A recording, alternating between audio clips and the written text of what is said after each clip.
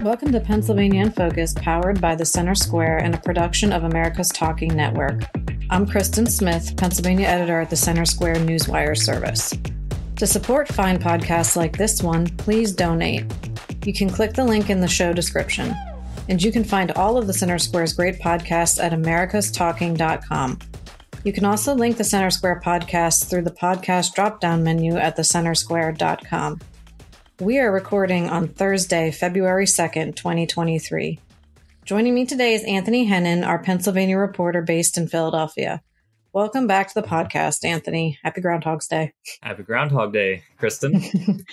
Are you disappointed in 6 more weeks of winter? I mean, it's been a fairly light winter as it is in Philly. So I'm hoping for more snow at least.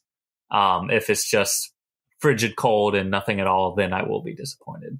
But we'll see. So will I. And I hate to admit it, but I was well over the age of legal drinking before I realized that 6 more weeks of winter and 6 more weeks and spring is right around the corner were the same exact thing. So it's embarrassing, but it's not something they teach in school, at least not here in Pennsylvania, which brings me to my very first topic of conversation this week. The big story is the information that you brought us exclusively about as a follow-up to a story that we started last week. Auditor General Tim DeFore did this audit of 12 school districts and laid out how they use accounting maneuvers to move money around their budget so that they can raise taxes without putting it to a public vote.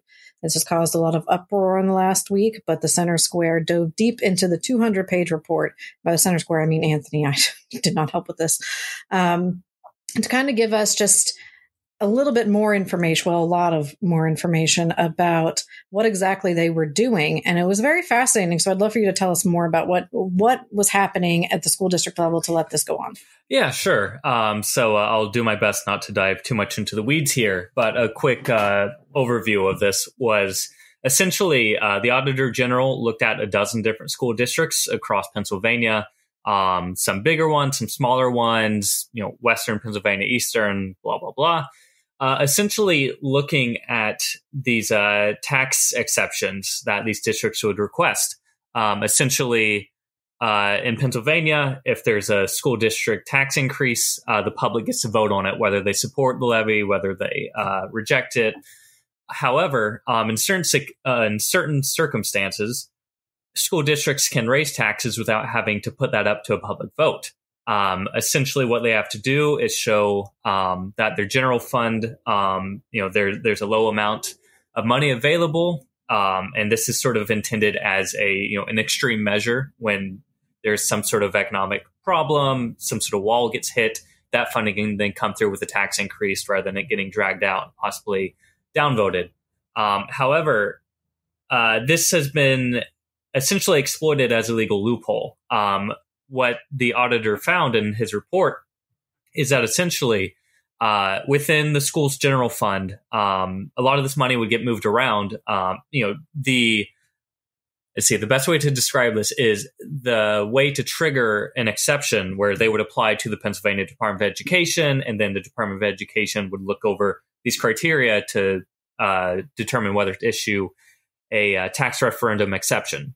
And if the schools had a low enough reserve of unassigned funds, then they would get the tax referendum exception, and then schools had the authority to just raise taxes without turning over to a public vote. It's important to note that even though a school might be awarded that exception, they didn't always raise taxes. I think over the 4-year period with the dozen schools that the auditor looked at, they raised taxes 37 times, but they could have done it, I believe, 48 times if they wanted to. They had the authority in that instance. However, these schools weren't actually lacking funds in the way the public may have been led to believe. Though they had very little unassigned funds, they still had money. Essentially, there's a few different ways to categorize school funding within the general fund. Some of it they can't spend by law or by contract. Some of it is in the form of inventory or whatever else that's not actually in a liquid form where they could spend it. But other times they can categorize funds as committed. So schools, it turned out, at least these 12 districts that the auditor looked at, they would commit funds generally to either capital projects, to special education, or towards pension costs. They would commit the funds, but after they committed the funds, they were not required to spend it. They could commit, $5 million to pension costs, but then they wouldn't actually put that $5 million into pension funds. However, it's committed, it's not unassigned, so therefore they could get a tax referenda exception. So basically what you saw a lot of these schools doing was lowering their unassigned funds so they could have the tax exception in their pocket, and then they could have the authority to raise taxes without actually giving it up to a public vote or without actually being short-handed on these funds. So, there's a dozen different schools that the audit report walked through. I just focused on one. I believe it was Abington. Yes, the Abington School District. And so the school district policy was essentially to zero out their unassigned funds, where they would commit these funds and they would commit them to, pension costs, mainly special education, but they wouldn't actually spend those funds. And then when they justified the tax increase, they would couch it in terms of needing it for pension costs. So this is essentially a way of keeping more money in the bank, raising taxes without turning over to a public vote.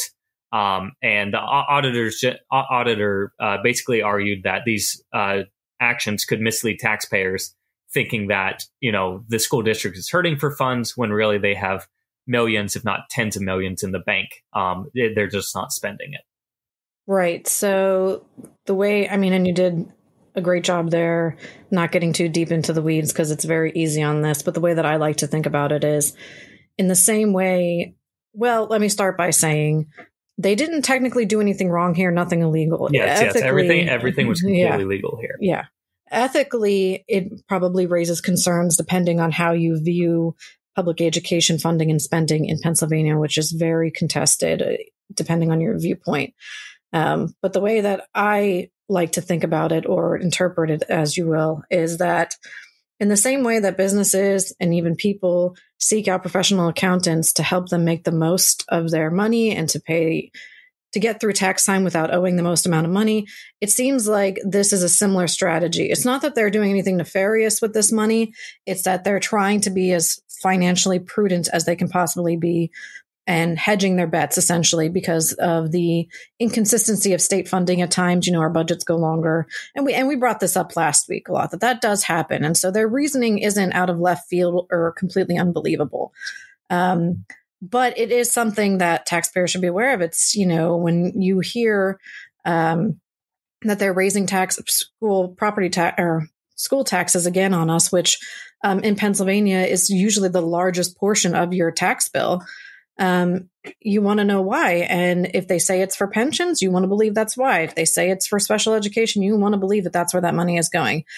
And correct me if I'm wrong, but they could eventually put that money into pensions, right? If their strategy is to just kind of save money in a pot till they're sure that they're getting the right funding from the state, for example, they could eventually commit that extra money, right, to what they said they were going to. So it's not like they're completely lying and using it to give major bonuses or go on a 3-week cruise or anything like that. Yeah. So when we're talking about these funds, unassigned funds are basically there's less of a formal process to authorize how that money will be spent. When funds are committed, it takes some sort of formal action from the school board. So in the case of Abington, they would basically commit all these funds, and by doing this, it required a resolution on the part of the school board to move it there. I guess maybe the best analogy here would be, if you're looking to, say, qualify for some sort of like COVID financial aid, and it would depend on you having below a certain amount in your bank account. If you would withdraw money from the bank account and put it away, in your desk, so then that's not showing up in your bank account, it's making you look like you're more in need than you otherwise would be. Here, it's kind of a similar situation where, the funds are committed for pension costs. But when you look at school districts and how they're arguing for these tax referenda exceptions, they're basically saying we need more money to cover pension costs. but they have already funds dedicated for pension costs, yet they don't spend that money on the pension costs. So it looks like to a taxpayer, if you're not combing through these budgets, it's looking like they're asking for more money when they don't have it. But in fact, they do actually have it. They're just not spending it toward that. So it's sort of unless you're really getting technical and really combing through this, you wouldn't realize that they have $5 million already dedicated for pension costs, but they're going and asking for another $1 million from taxpayers without actually having to put it up to a vote. So it gets very touchy here. These dozen districts are also not the only ones doing this, most likely. There's 500 districts in Pennsylvania. This is probably happening a lot simply because it's useful for school boards to have that flexibility. And also, there's issues where when you have to submit your budget, even though you don't know how much you're actually getting from state or local sources, it makes sense if you're on a school board that you want that in the pocket. But this is not necessarily clear toward taxpayers. And it seems like it's presenting a not so accurate picture of the actual financial state of local school districts across the Commonwealth. Right. And so perhaps not unexpectedly, the Auditor General has faced some pushback for this report. What have you been hearing out there? Yeah, so I mean, when you look at the school district's response, a lot of this is focused on, nothing we're doing here is illegal. This is a prudent step for us because state and local funding can be, inconsistent or at least unpredictable because you don't always know how big your tax base is. There's always debates in the General Assembly about how much money is actually going to go to schools. So, on one level, it makes sense that you want to have that in your pocket. We've also seen some criticism saying, the auditor should be focusing more on the money going to charter schools, which to one extent, is fair. I think it's good in general to have accountability and transparency where every state dollar is going. But at the same time, you're kind of moving the goalposts where, be that as it may, the issue at hand is school districts using this sort of creative accounting or creative ways to avoid a public referenda on tax increases. When you look at the school district responses within the audit to the audit report before they published it, there's no actual refutation here of, the data presented here is inaccurate. I think a lot of this is simply school districts are not necessarily, this is not the best PR for them. And some of them feel like it's being misrepresented what they're doing. Again, nothing they're doing here is illegal. It may be misleading at times for someone who's not following the debates closely. But this is one of those things where school funding gets very complicated. How money gets allocated and spent gets complicated. And I think it's fair for the public to make sure they're on the same page here and not just getting, school district accounting presented in the most positive light possible. Right. It's calling out charter schools. It really reads to me like whataboutism, oh, sure, then maybe this is a problem, but what about charter schools? And I think that does a disservice in general. Pennsylvania is very slow to update any of its laws, the charter school law, how we fund education. I mean, they didn't update their basic or their special education funding formula until I want to say 2015 or 2016. And that's after decades of it being inadequate. So, the fact that school districts are having to get creative and sometimes go into these gray areas of accounting isn't surprising. They have to balance budgets based on levels that were set, in some cases decades before their current administrators came on board. So there's definitely a lot of, I know that there's a lot of support for public school districts and probably a lot of urge from people to support them, to defend them against this. But I think it just, if anything, points to more policy action that we can take to give school districts more certainty and to make this less something that they don't have to do.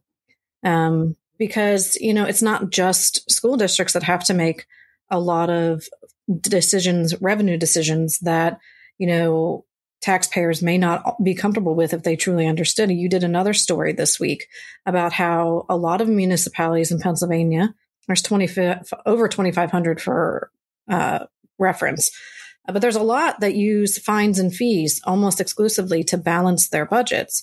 And I think that's something that every time you pay a speeding ticket or a parking ticket, that you think in the back of your mind, it's like, oh, really? Do they really need to give this to me? They just have a quota or they just need more money. Somebody wants a pay raise. And I'm not saying that that's what this money is for, but this kind of leans into that idea and illuminates it to that a certain extent. Yes, these fines and fees do a lot to support your municipality. So will you tell us a little bit more about what you found? Yeah, I think this is just reflective of the broader issue here of people much prefer to get services and not pay for them rather than to get services and have to pay for them. So, raising taxes is always unpopular. It's always a fight. You're spending a lot on it. So in this case, this was actually an analysis coming from the Reason Foundation, which basically looked at data out of the U.S. Census Bureau. States on the across the nation, state governments, county governments, local governments, you see a mix of fines and fees for a lot of different things. It's not so much that fines are bad. In a lot of cases, fines are a much more effective use of time than, jailing someone for something minor, but it's still antisocial or what have you. Fees, when they're used appropriately, can also be a useful deterrent or a fairly common sense use to fund some things. But this analysis was basically looking at local governments across the nation and how much they rely on fines and other fees to fund different services. Nationwide, when we're looking only at local governments, not state governments, they collected more than $9 billion through fines and fees in 2020. Pennsylvania overall was ranked 10th here. It pulled in about $202 million. And when we're talking about fines, a lot of these, it's generally going to be traffic tickets or, parking violations, unkempt lawn. So your grass gets too tall and the city fines you, local ordinances like that. So, some of this, it makes sense. If you're going 40 through a 20-mile-per-hour zone, you deserve the ticket. You're putting the public at risk. But a lot of times what you see is rather than just these fines being used as a deterrent or a common sense criminal justice issue, these kind of become an end in and of themselves, especially in small towns and rural communities where you have a shrinking tax base and you don't necessarily want to increase taxes or you can't necessarily get all the revenue you need. You see this pop up a lot. These small towns near interstates, near state borders, college towns. It also seems to be a pattern, or at least anecdotally. Back in Ohio, my college town also appeared on this list that stood out among a lot of issues. But when these small towns do it, they jump out a lot because these fines and fees can really start adding up and making a significant portion of the budget.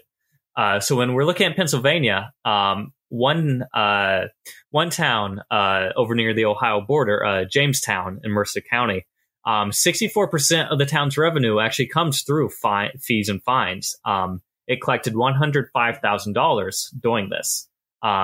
Granted, the overall budget, that's going to put it about $165,000, I believe it was. It's a fairly small scale, but they're clearly using their location to an advantage here, putting the burden of paying for local services onto people just passing through or what have you. Again, small towns stand out in this a lot. Another town in Pennsylvania, or a borough rather, Mount Holly Springs over in Cumberland County, south of Harrisburg and Carlisle. That was the second highest, where 12% of its budget came from this way of collecting revenue. Granted, only 12% compared to the 64% up in Jamestown, but actually collected more fines, 127,000 rather than 105,000. This kind of overrepresents these small towns simply because it stands out more with their budget. But when you're looking at totals, actually Bloomsburg, which I believe is another college town in Pennsylvania, it collected the most, almost 9% of revenue for the town's budget. But that came out to $731,000, which kind of stood out compared to other towns and boroughs on this list. Number 2 is Doylestown, north of Philadelphia, which is $350,000 it collected, but that was only 5% of the borough's revenue. We see this at play a lot. I think these smaller towns, it stands out more. But one of the issues here is, there's a data problem.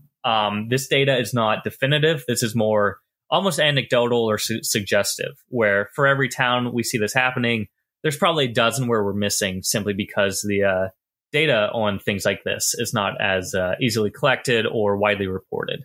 I think that's an issue. We don't want to emphasize too much that, it's just Jamestown, or it's, Bloomsburg is the worst of the worst in the Commonwealth. There could be others. It's just kind of hard to track these things. And the issue here, for local residents, it's great because otherwise they'd be paying more in taxes. But on the other hand, these tend to be regressive. You can look at, different states or other parts of the U.S. You see issues where, someone who's committed a crime and is in either under house arrest or some other form, even like staying in jail. There can be fees for their stay in jail. There can be fees going to fund public defenders. There can be fees going for, ankle monitors. There's a lot of these different fees that tend to be added on to the original fine, which really, if you're having trouble paying a parking ticket, that's $50, and you end up not being able to pay it, it quickly turns into adding on with fees. It can double or triple that amount. And, if you break a law, there's a reason why we punish you. But there's also the Reason Foundation report here recommended, there's alternative ways to punish, or at least alternative ways not to stack these fees on top of one another to put someone in a position where they may end up losing their job for a fairly minor offense. There's some widespread data issues here. Sometimes the financial punishment here is greater than the actual crime. There's some things to consider, but also, this is another instance of it becomes very easy to lower your speeding limit in a very misleading or tricky way to put the cost of government services elsewhere rather than the people who might complain about it. Well, that's the perfect lead into the final story we're going to talk about this week. Josh Shapiro, our brand new governor, he signed his third executive order in the last, 2 weeks since he took office. This time, he has decided that effective immediately, every time that you have to submit a professional license or certification or permit to the state for your job, this is something that nurses do, teachers, cosmetologists, barbers, all kinds of professions. Every time you have to go through that professional licensure process to be able to continue to work in Pennsylvania, there's generally a lengthy process that you go to that costs money, you pay fees. And often the state is really delayed in getting back to you to the point where now you're missing deadlines. Now you have to pay more money just to get back into compliance.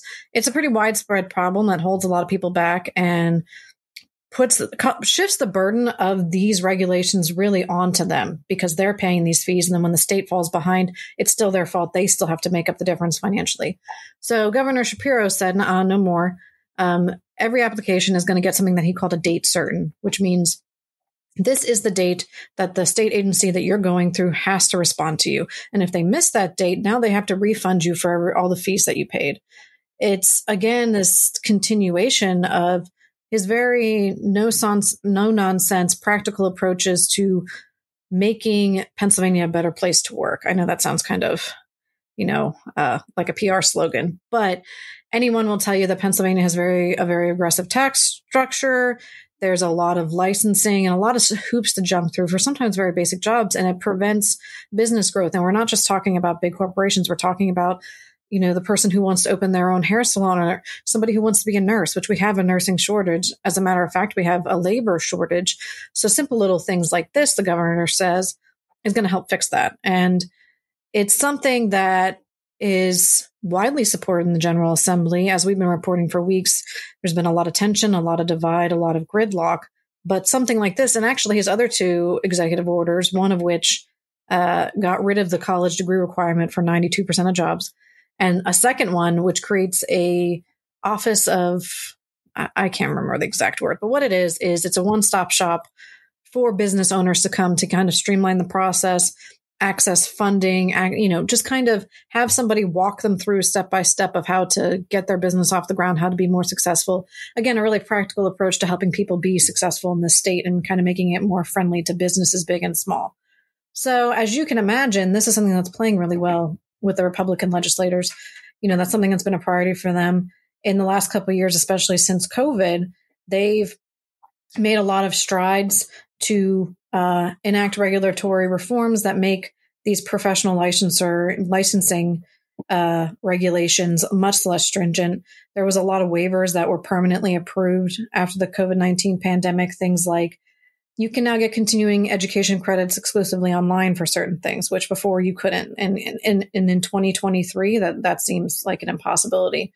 They've they sped up the process for veteran applications. They've made it so that certain criminal convictions can no longer preclude you from getting a professional license. So for once, this is something that seems like nobody's going to really argue with. And in fact, they might even bring up legislation to further support these executive orders.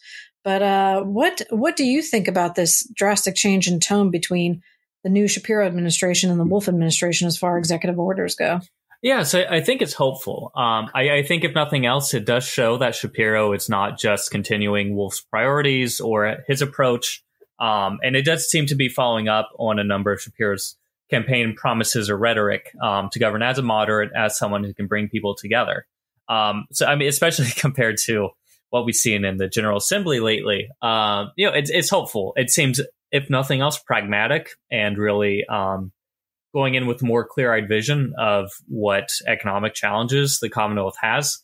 My only concern here is, I guess, two things. We don't see a lot of these executive orders in other states, so we'll see the actual effect here.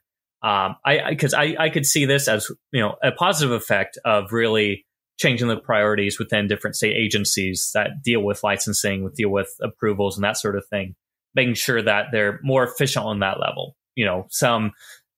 Getting out some PR stuff might fall behind, but they need to hit this deadline.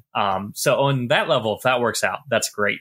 I think that's a boost for, people of all stripes, whoever they're trying to do.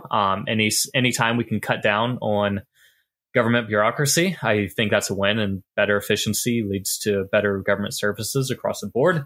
On the other hand, I could see this as a problem cropping up where different state agencies talk about being shorthanded or having trouble recruiting more people.